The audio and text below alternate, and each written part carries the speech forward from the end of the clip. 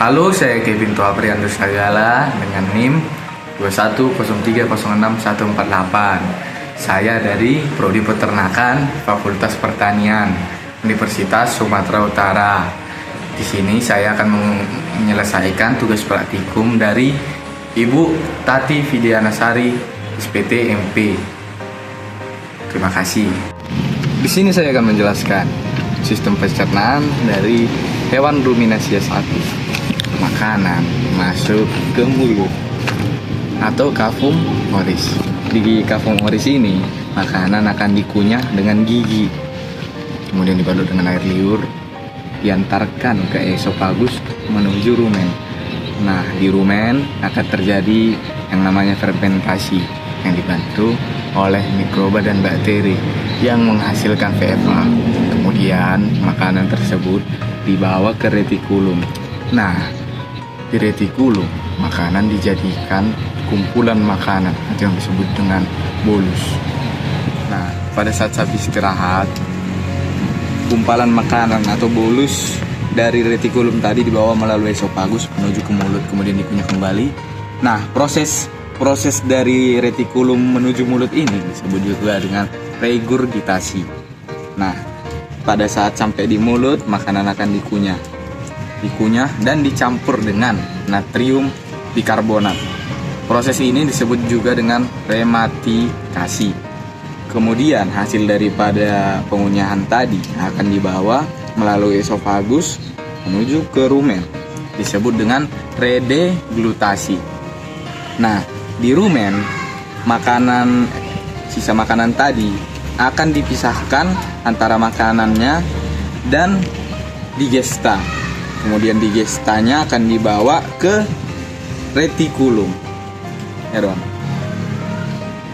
Ke retikulum. Di retikulum akan dilakukan penyortiran atau pemisahan benda-benda yang tidak bisa masuk ke omasum akan dipisahkan di retikulum. Nah, kemudian yang bisa masuk retikulum akan masuk ke omasum. Nah, kemudian di omasum akan terjadi pencernaan secara maksimal. Terjadi absorpsi air yang menghasilkan VMA. Sisa-sisa makanan dari omasum itu akan masuk ke abomasum. Abomasum terdapat sisa-sisa makanan yang tidak dapat dicerna oleh mikroba dan jasad bakteri yang menjadi protein. HCl berfungsi untuk pencernaan protein dan yang dibantu oleh enzim pepsin dan membunuh. Di intestinium tenue terjadi penyerapan sari-sari makanan, kemudian di usus besar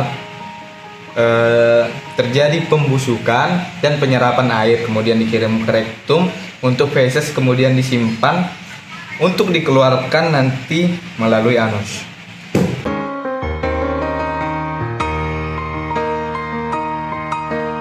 Ini adalah ventriculus. Ventriculus yang saya gunakan kali ini adalah dari hewan ruminansia sapi. Ini adalah rumen.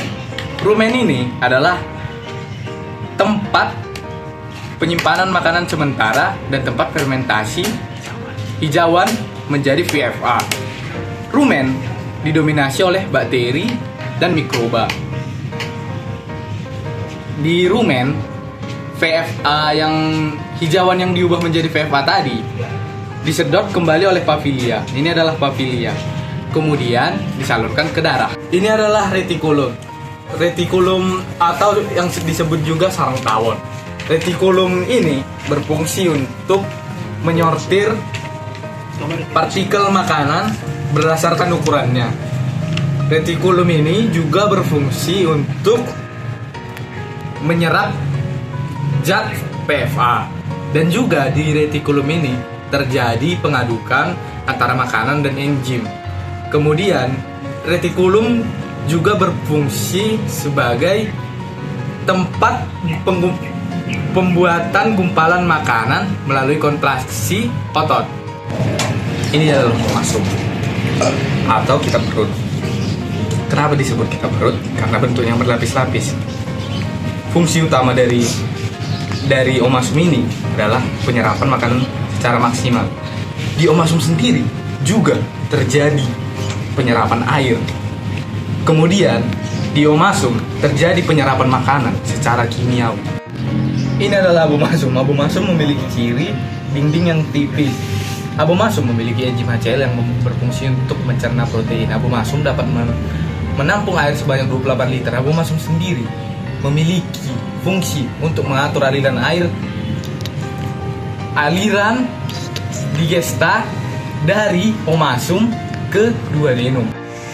Ini ada instituenum tenue.